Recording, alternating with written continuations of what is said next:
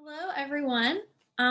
Thank you all so much for being here today, and welcome to this episode of Talking Big Jobs, a webinar-based live interview series featuring mathematicians who work in business, industry, and government.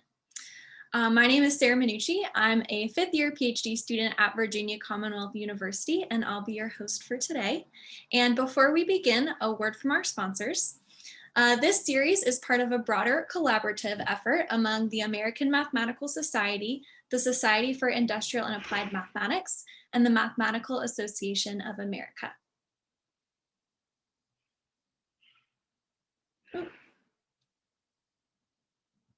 Sorry about that. And this, the SIAM, the AMS, and MAA are dedicated to bringing resources to people interested in careers that grow out of training in the mathematical sciences. These efforts are supported with generous gifts from Philippe and Claire-Lise Tondor to AMS, MAA, and SIAM, and coordinated by the Big Math Network, an organization of associations in the mathematical sciences. So today I'm very excited because we have Dr. Carla Cotwright, Technical Director at the Department of Defense, here with us today. And we've allocated 45 minutes for our conversation. I also want to remind our audience that this is a live interactive event. So feel free to submit questions through the chat feature. And when possible, you'll be given the opportunity to ask those questions yourself. And we'll be kind of answering those questions throughout our time. So feel free to submit them as kind of you have those questions, and we'll get to as many as possible. So let's get started.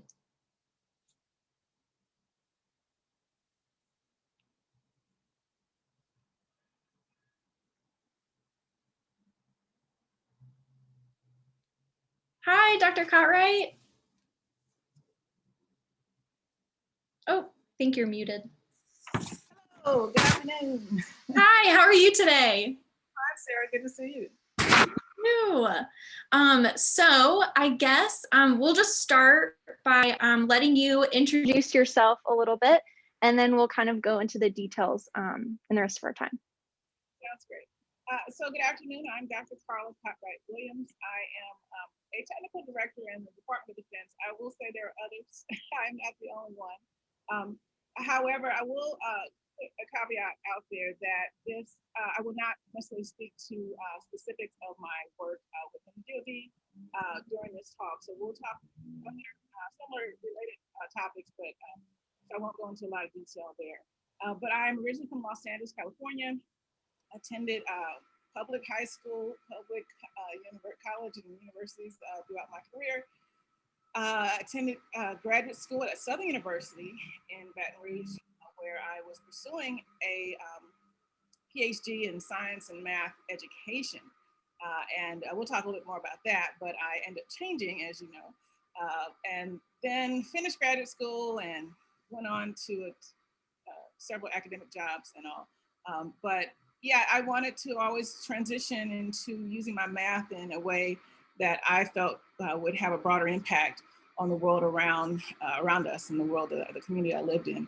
So that's where my career path has really brought me to, and I've had some really interesting stops along the way, and I think we'll talk about those today. Yeah, I'm really excited. So I kind of want to go chronologically. So let's start with your education. Especially your PhD, but kind of wherever you want to start. So, it's interesting because there's a lot of funded programs throughout K through 12 where STEM is being introduced to students of all walks of life, from middle school experiences to actual high school internships for students who are interested in STEM topics. So I participated as a youngster in summer programs. In high school, I participated with a minority engineering program at UCLA. It brought students from the local community, mostly underrepresented students, to campus, and we learned from graduate students about mathematical topics related to engineering. But one really interesting parts of that experience for the 2 summers that I attended is that we had field trips, and I had a chance to visit Edwards Air Force Base and saw one of the space shuttles in person. So that was really a neat experience to, kind of spark my interest in engineering and STEM as a college, potential college degree. So finished high school. I was not a great student, so I was really glad to be admitted to a four-year university when I was. And so I was an engineering major initially and changed to math midway through. But the tough part is, I didn't really have the greatest mentoring, but part of that was me being not shy as a student, but uncomfortable in that I wasn't doing well all the time. Math can be hard to learn and study. And I didn't really seek the help that I needed. But I also had tough experiences where, maybe faculty weren't as supportive. In fact, I had one faculty member who encouraged me to change my major. Well, he didn't say it directly. He encouraged me to pursue other interests and shared a story of a student who had changed from like math to journalism and how happy he was. So perhaps there was a little bit of, stubbornness to say, I'm going to stick this out just to, I hate to say spite him, but maybe that was helpful to get through it. But it did take me a little bit more time to finish my undergraduate degree. It actually took me 8 years, and I actually was going full-time for the most part. But I was actually academically disqualified is what the university called it, because of my grades. I was on probation for a couple of semesters. And so I was kicked out essentially because of my grades. Oh, wow. Yeah, I'm not bragging about it. And I speak about it now, it's still like a little tinge to me thinking about it, because I knew I could have done better. But I think it's a reflection of the fact that you can overcome the biggest challenges in the world and still be successful. So yeah, I'm not bragging about failing out of college, but I overcame that, and I was admitted conditionally to Southern University, which is a historically Black college university in Louisiana, Baton Rouge, Louisiana.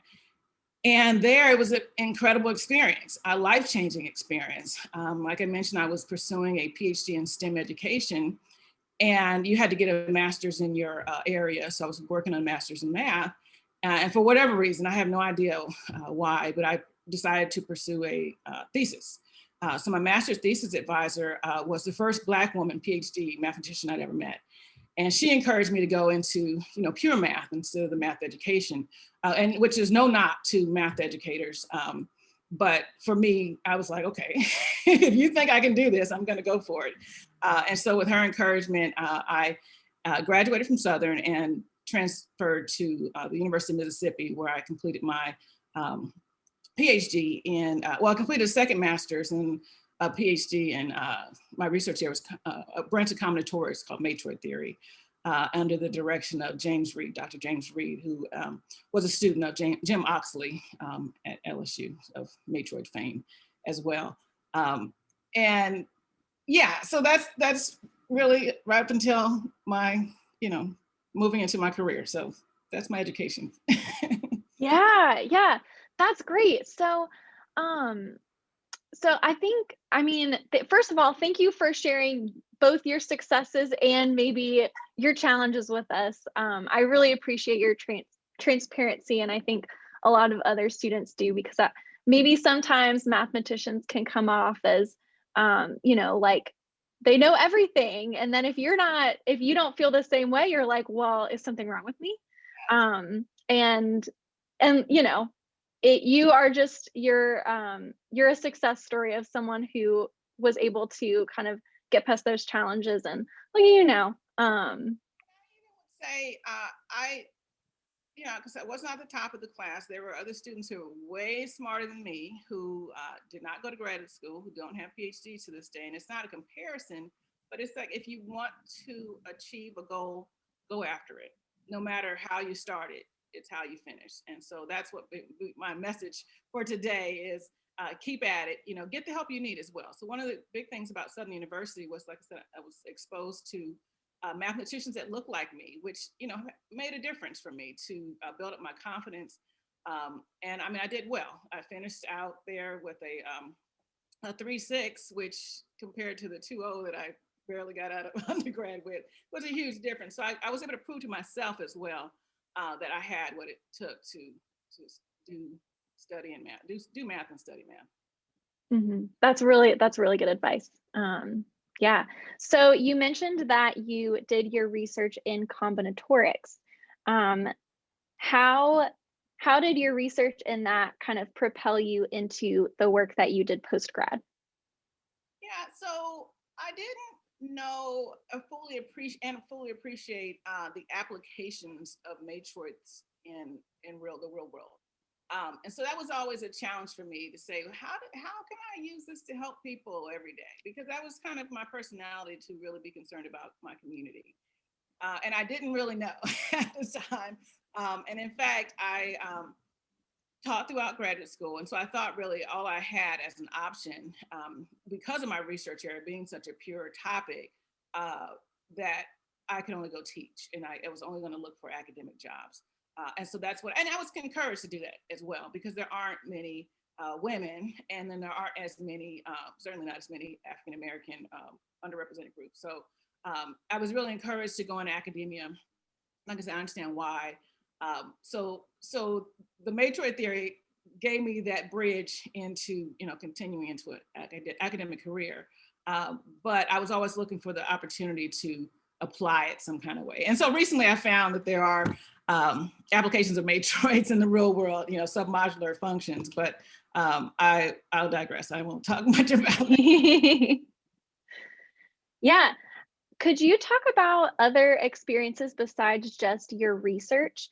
So things that you did during grad school that that you found to be really helpful?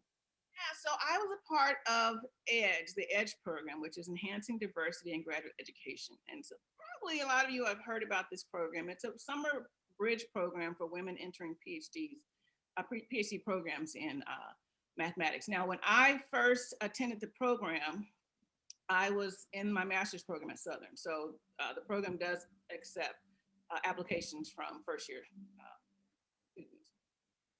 That program, again, another life-changing experience. The program is for women of all kinds. You can have attended Stanford, or you can have attended an HBCU.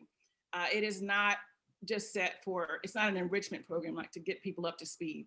Now that may be the case for some, and that was the case for me, but it is an opportunity for, it's an intensive study program, but it's designed to open and expose participants to potential, to new people who you might experience in graduate school, and to help bridge that gap for a lot of folks. And so that was really a great experience. And in fact, 20 years later, I am a very active member of the EDGE community. And yeah, that was a really great opportunity. And we consider ourselves somewhat a sisterhood, although they're men edgers, but it's a really supportive community of women mathematicians that has just been really revolutionary for my entire career. I was also a part of our graduate student council at the University of Mississippi. I was elected to as secretary, and I was also elected as the vice president. And during my vice presidency, I had the chance to represent the university in Washington, D.C. As we were with the National Graduate Student Council meeting, and had a chance to lobby on behalf of graduate students at the University of Mississippi we were trying to get the taxes that are placed on our stipends for the most part. Not all states do this, but we wanted to have, our member of Congress to support legislation to reduce those taxes or even remove those taxes. So that was a really great experience to expose me to Congress and how Congress works. I was amazed at the fact that you could just, you could just walk into the doors of Congress and walk into your representative's office. And so that was a great learning experience. What else did I do during graduate school? And I will say this, all of this activity is outside of my research. I can't say for certain that my advisor loved my participation, but it was very natural for me to be involved, like I said, in my community and using my skills to help others. So I tried my best to manage the time there. Yeah. So that was also the primary major things that I did during graduate school. speaking of managing time, I think as grad students, we can get bombarded with lots of different opportunities and things to apply for and councils and all of those things. How did you decide which things you really wanted to put your, limited time into? Well, yeah, so I I probably was involved in too many things. I had also, so I don't really have a good answer. But I mean, the graduate student council was a big enough activity, to pick from. I mean, but I participated with my department's colloquiums, the weekly tea. So there was a balance. I tried to have a balance, which I think is important. You have to show up for your departmental activities, and maybe with COVID, it's not the same kind of engagement, but show up for those activities. It matters. You have to be a part of the community.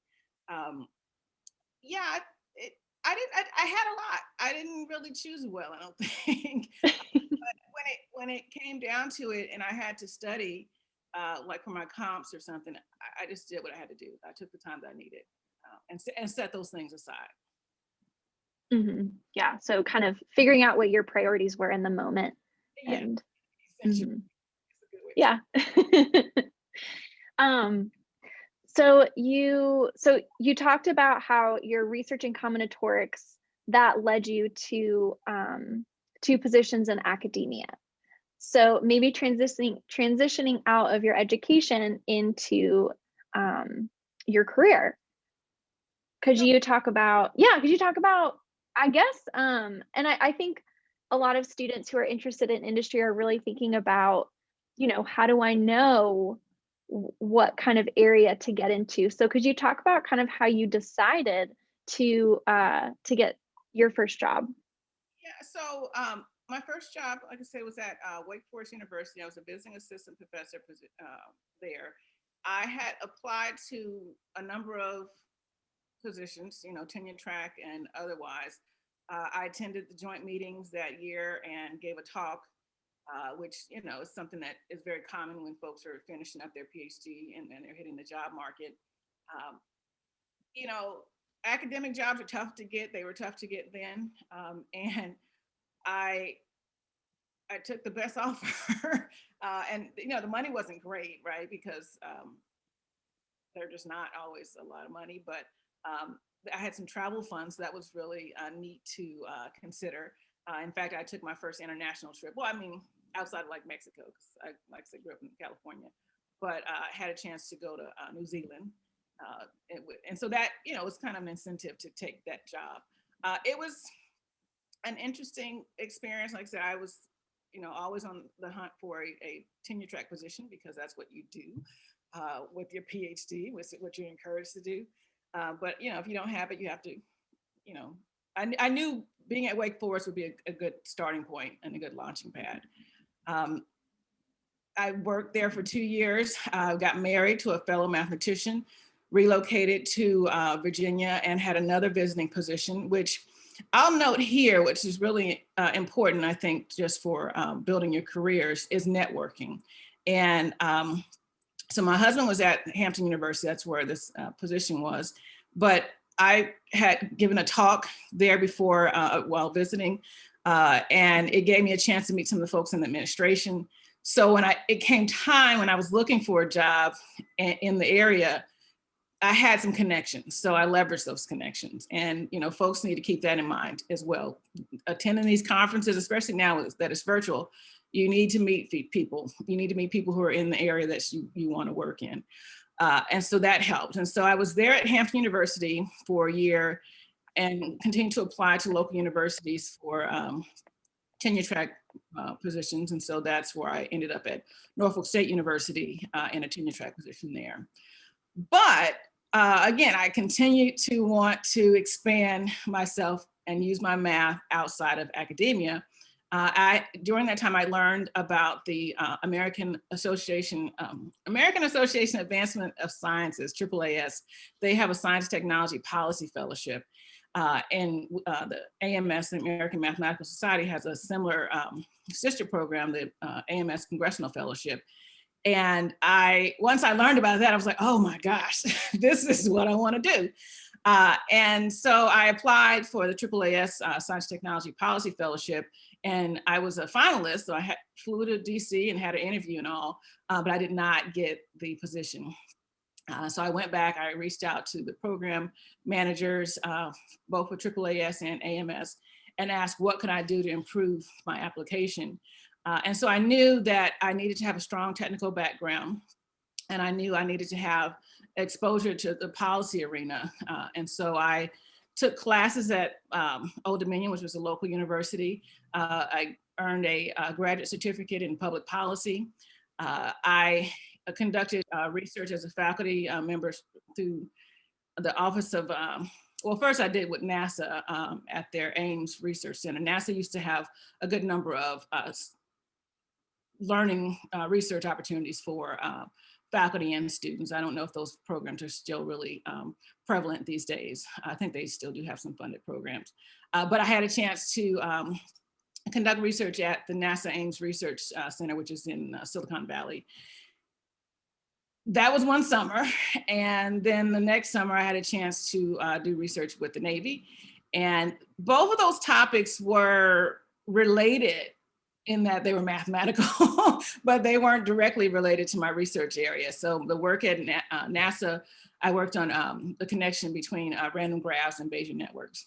And so I had the graph theory background.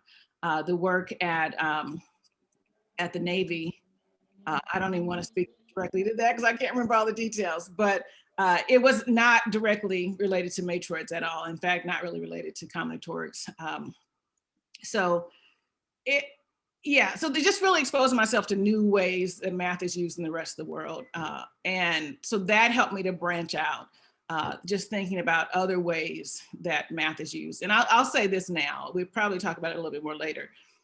I am asked this question quite often especially from PhDs, to say, how can I change? How can I switch over to something outside of my area? You have enough math to really do anything outside of, say, academic research, right? Because all the math you have as an undergrad and all the math that you have leading up to your comprehensive exams is more math than anybody else in the world typically. And so you're well qualified that way. I think folks need to focus on those other skills and developing that other knowledge base that is not just purely mathematical. So that's why taking courses in public policy was so useful. Mm-hmm. That's really good to hear, because I think when you're in academia and you're just doing your research and it's so technical and it's just this tiny, very, very deep, but a tiny sliver of your field, it can feel like you really don't know that much.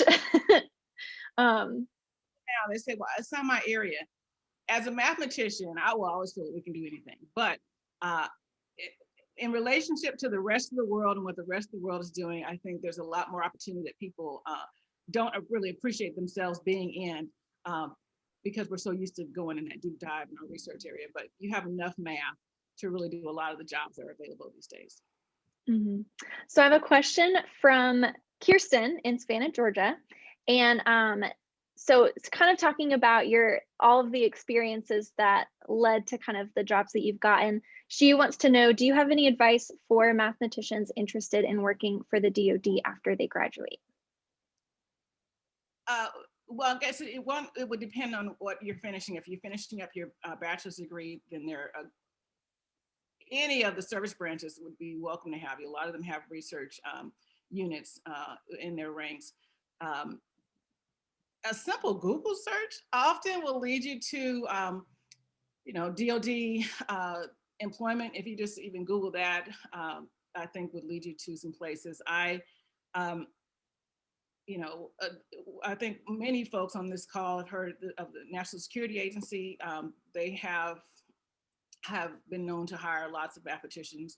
Like I said, the Navy has research opportunities. In addition to those research opportunities, they have funding, launching funding for students, especially in like the Smart Scholars program. And you can just Google that, ONR Smart Scholars. there's also, I know a lot about the Navy because I work with the Navy, but there's a ONR, HBCU, MI something. So Googling is going to be helpful here. There are plenty of jobs because, especially if you're a US citizen, I'll add that that's also a really important thing for many of these jobs, because you either have to have some sort of clearance, and that clearance will often require you to have citizenship. Yeah, so you've got USA jobs. Sometimes those jobs may not be listed as mathematician. So look carefully at what the skills that are required for those positions. The same way we Google to find, that YouTube video, we can look for job opportunities. So if you're interested specifically in the DoD, I would, just start there with the DoD jobs. Yeah, deceivingly simple. Math jobs. Sorry, say that again. DoD math jobs is a great way to start with a Google search.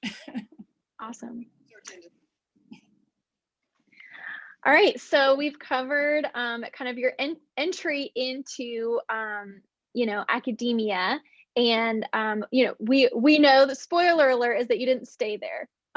So can you talk kind of more about your career path, kind of until now? Yeah, so I applied again for the AMS Congressional Fellowship, and I was awarded the fellowship in 2012, and so I served as the sole congressional fellow. I moved to DC and worked on the Hill. So the AAAS program provides training for you to introduce you to Congress, so you'll understand some of the structure and just high level organization of Congress. And then once you're there, you actually learn hands-on how things work. I did that for a year. During that time, I actually had a bicameral experience. I worked in both the House and the Senate. And the House, I worked for a member from Northern California, which my NASA connection made a really good connection for her office. Miss Anna Eshu, California 18th District.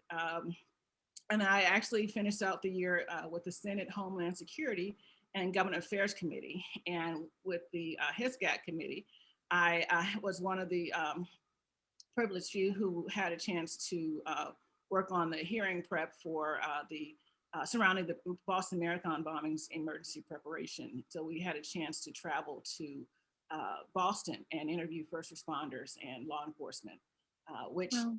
Again, that is not typical mathematician work, but having those, strong people skills, being able to leverage emotional intelligence in terms of, reading a room and reading body language. And I'm not a professional at it, but it helps to be able to connect with people. And so that gathering information for that hearing, and even, some parts of that included speech writing for the member, the chairman, in addition to just engaging members from the related agencies that were under our purview. During that year, which I had taken leave from Norfolk State to pursue the fellowship, I decided to resign from that tenure track position and sought, employment outside of academia. And so leaving Congress after, it's a 12-month fellowship. I was actually there for 13 months because I had a little bit of leeway. And I took a position with a small analytics company in DC, and we had a contract with US Citizenship and Immigration Services, which, I had no reason to learn anything about the immigration, permanent resident application process, which is, the green card process. Mm-hmm. And so I had everything there is to know about that process in terms of how data is collected, the kind of information that is on the applications and such. And so learning that process, we were examining data quality because there were some researchers at USCIS who wanted to, have a better foundation for the work they were doing. So we were brought in to do that initial examination. During that year of the project, we interviewed and engaged representatives from the agency from across the country who were either data entry, doing data entry, or conducting interviews where information was being collected. We wanted to know how they were using the information and how they were entering it into their systems. Following that project, which ended early, and that's the tough part when it comes to contract work. Sometimes you have a set period of time and you may have an extension that you're expecting or hoping for, but that doesn't always happen. And unfortunately, it ended sooner than I expected, and I didn't have a job. I was unemployed for a few months, which is very frustrating. Before, Sarah, I don't remember what I told you this part. But again, another challenge that you may face in life. So it was a few months that it was a lot of frustration to say, hey, I have a PhD in math. Why is it taking so long? But I wasn't just looking for a job in academia, right? I was transitioning careers, and so it took a little longer. So that's something I would always put out there to everyone to keep in mind, that first of all, finding a job can be difficult because you just have to apply until you find the right fit, because lots of people are applying to these similar jobs. But if you're rebranding yourself and having to remarket yourself, it may take a little more time because you're having to convince this new audience that a PhD is what they need, because a lot of people don't know what to do with a PhD who's not in a classroom. And so it took a little time. I happened to attend a career fair. It was like a job fair in DC, and I met some folks from the Social Security Administration. So the Baltimore is the headquarters for Social Security Administration. And I was hired into, as a computer scientist, into their Hardy Apfel IT Fellowship. So it's an IT fellowship that brings in folks with all kinds of degrees who work on various high-profile projects at the agency. So I worked on the launch of the Enterprise Data Warehouse, which was the agency's new cloud infrastructure. I worked on building anti-fraud analytics for the new anti-fraud programs that they were launching. What was that last thing? So they had an analytics center of excellence, which was part of the effort to increase data-driven decision-making, which is something that's a common theme across the federal government, is using data as an asset and making the most out of it. And I left Social Security actually for my job with DOD. And so most recently I served as a data scientist. And during that time as a data scientist, I had a really great opportunity to go down to the Pentagon. And I worked with the launch of the Joint Artificial Intelligence Center, the JAIC, as we affectionately call it. And there I actually served as the inaugural chief of data and AI. So I led a team of data scientists and other AI experts, because not everyone was a data scientist per se. And we supported the organization in terms of identifying and helping to establish some of the technical foundation for the AI capabilities that were under the National Mission Initiative. So it was a whole thing there. But it was a great experience to, first of all, learn a new culture. So I learned a lot about the military, and which is not something I would have ever learned, although I have family members who had served in the military. It wasn't something that was on my radar at the time. But so I learned very quickly that structure. What else did I learn? It's really just interesting to go in and be in a room, and you're the only mathematician, you're the only woman half the time, and certainly the only person of color. It's interesting to go into an environment like that and be the expert, because that's what I was there to do. And again, my degree was in math, so I was somewhat branching out. And so, yeah, you grow into it, right? You figure it out, and you figure out how to be the best person you can in that space, and just I brought really all my skills to bear during that job.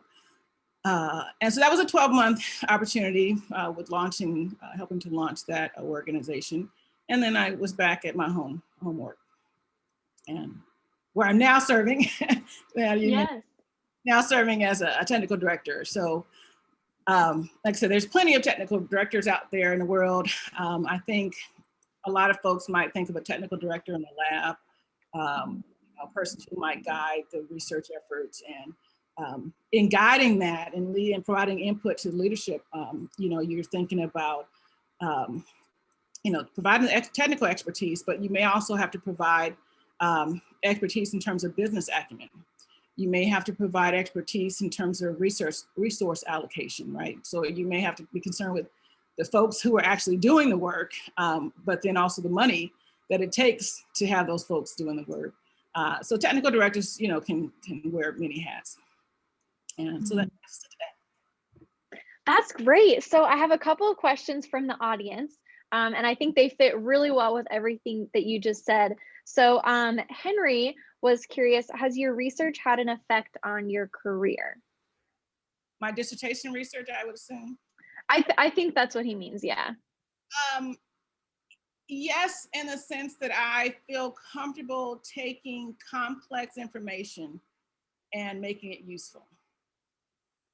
So I may not take it and do a deep dive because this time may not allow, and the real world, people aren't always doing dissertations.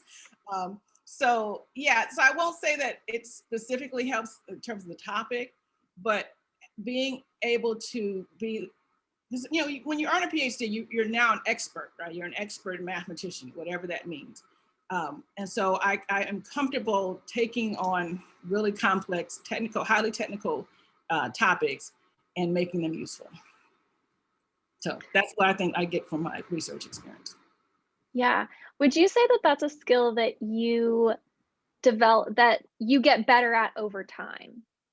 You definitely get better at it over time. It's a muscle you have to build. And by getting feedback, so you have to be open to feedback, folks will say, I didn't know what you were talking about. So you say, okay, maybe I'll say it differently next time. I always like to ask folks, especially PhDs, to be able to explain your research to a middle schooler. And maybe if I'm being nice, I'll say a high schooler. But if you can if you can explain this to someone at that level, or even your grandmother, I used to say that. But if you can explain your dissertation research in a meaningful way that a middle schooler or a high schooler can understand it, that means that you know what you're talking about. And I think I've heard this, I don't even know where I heard this from, but that the average citizen has like an 8th grade education. And it's not a knock to people who don't have advanced degrees. But the fact is, I feel that to be useful to the world around me and to my community, I need to be able to communicate and connect with those around me. And so there's no need for me to, talk high above people with my dissertation work or high mathematical terms. I need to make them useful to the everyday person.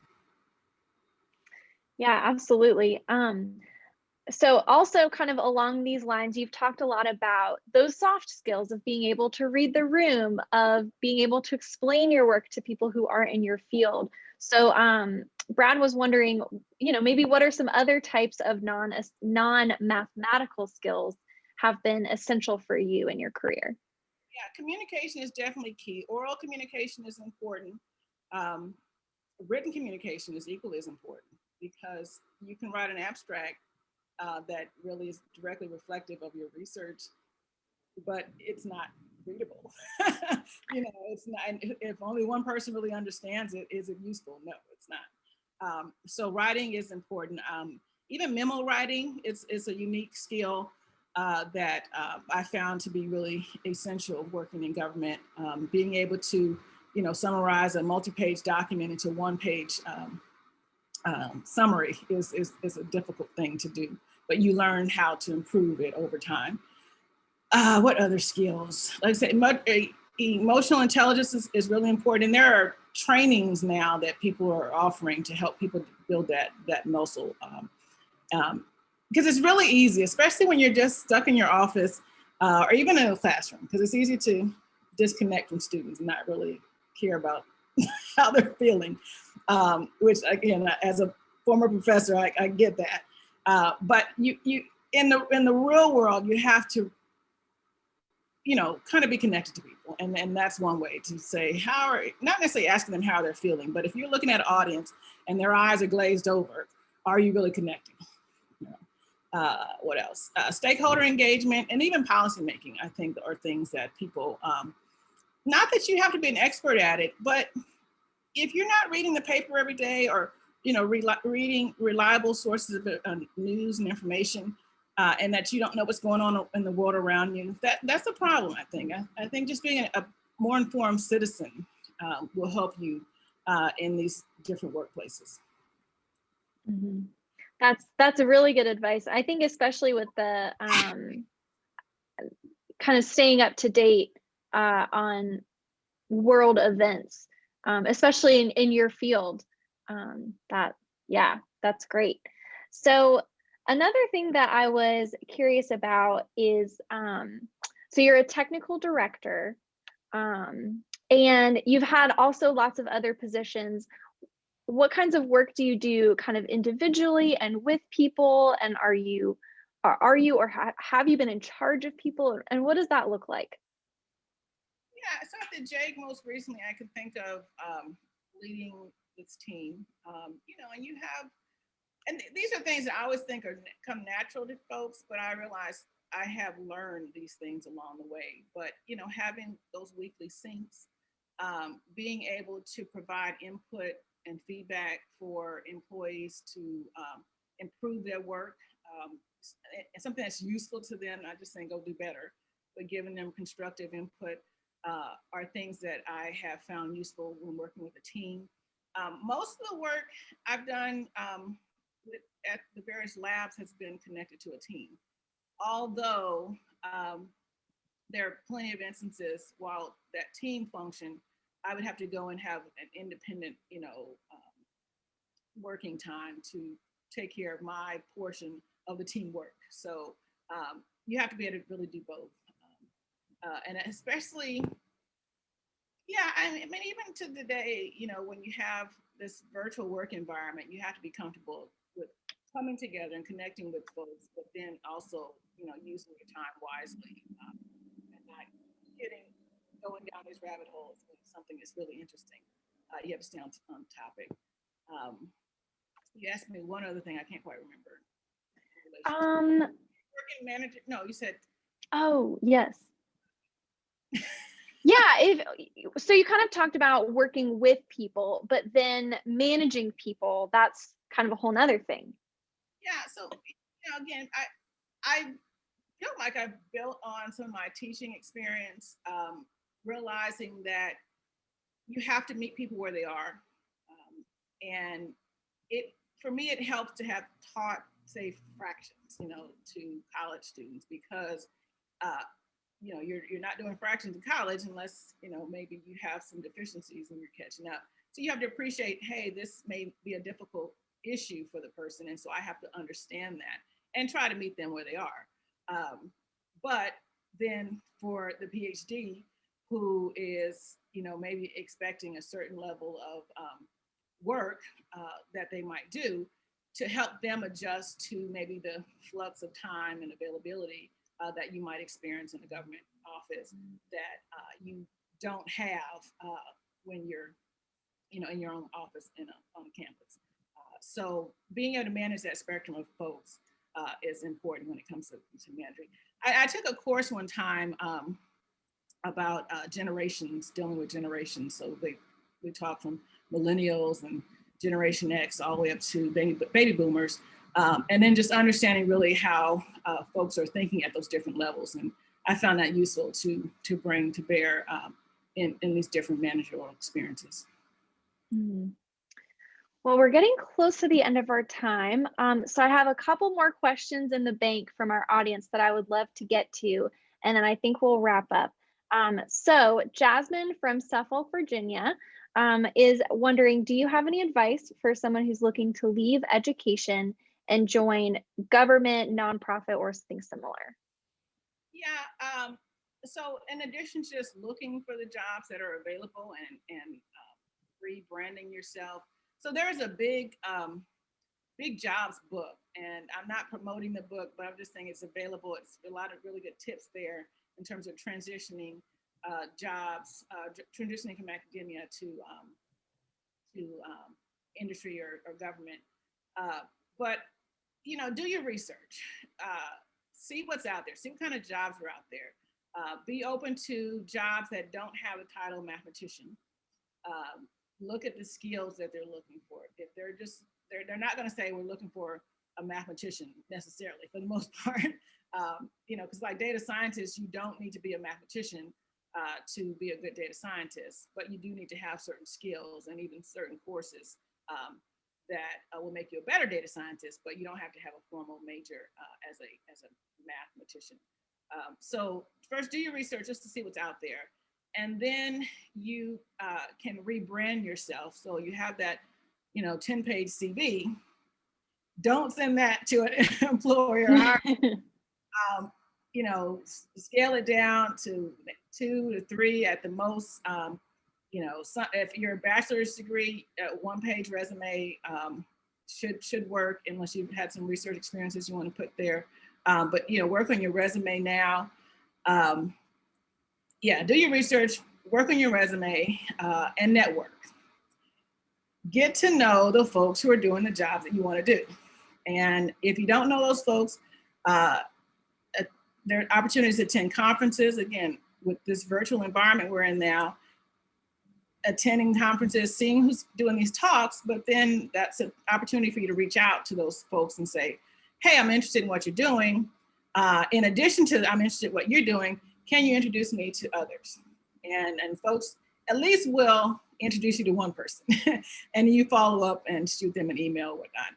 You can even call maybe, but I think that's one of the really bigger things is networking. So LinkedIn is a good way to do that. Again, I'm not advocating for LinkedIn, but I know it's a way that I've been able to meet new people and connect with new people in areas that I'm interested in learning about.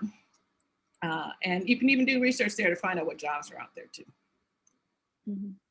That's great advice. And I can definitely agree with you on the networking. It's so helpful. And I think especially as a student, I'm still kind of growing that muscle, and it feels really painful to just, cold email or, talk to a stranger, but it's been so fruitful. So yeah. Yeah. Short. Maybe 3 or 4 lines, keep them short. Mm-hmm. That's good. Well, I want to respect your time. So I apologize to anyone whose questions I was not able to get to, but I noticed that Dr. Moore posted the big jobs guide. So there's more resources there. And Dr. Cotwright, do you have any kind of final words for us or anything that we didn't get to that you want to say? Yeah, I would say, don't let your past failures keep you back. Just know that all the math that you have and the math experience you have is very valuable to the rest of the world. We need you in other positions. Not academia is so important, but there are other ways that you can also use your math to make the world a better place and to have a big impact on the world. So it doesn't matter how you started, it matters how you finish. I always like to say, smart is as smart does. If you study hard, you'll be smart. If you work hard, you'll be smart. So smart is as smart does. That's great. Yeah. Well, thank you so much, Dr. Cartwright. Thank you for the work that you have done and for taking the time to talk with us today. I think I could fill a couple more hours with all of the questions that I want to ask you. But we'll wrap it up for today. So thank you again. And thank you to our audience for joining us on this episode of Talking Big Jobs and participating in this conversation. I really appreciate all of your questions. And so in the coming weeks, we'll be posting a recording of this conversation, and we'll also be announcing the next interview through SciAm and AMS channels, so stay tuned for that. And this interview was produced by the Society for Industrial and Applied Mathematics and the American Mathematical Society as part of the Tandoor initiatives. These career-focused collaborative efforts by the American Mathematical Society, the Society for Industrial and Applied Mathematics, and the Mathematical Association of America were made possible by Philippe and Claire-Lise Tandoor and supported by the Big Math Network. And more resources can be found at bigmathnetwork.org. So again, thank you so much, Dr. Cotwright, for being here with us. And thank you to our audience for participating. and have a great rest of your day. Bye-bye.